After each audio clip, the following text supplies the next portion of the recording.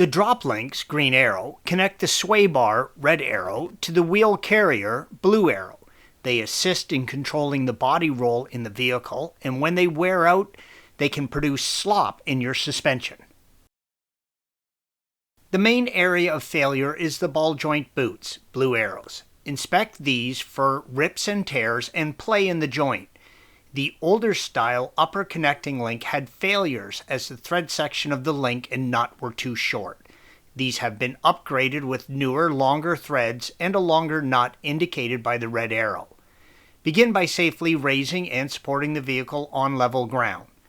Please see the link provided at the end of this video for additional assistance with that task if needed.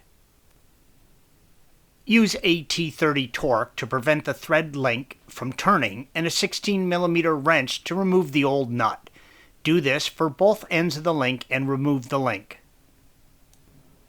Depending on the condition and type of new link, you may need to loosen but not remove the sway bar or stabilizing bar mounting 13mm bolts indicated by the red arrows.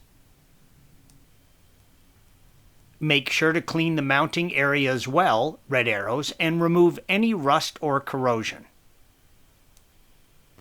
Installation of the new factory links is the reverse of removal.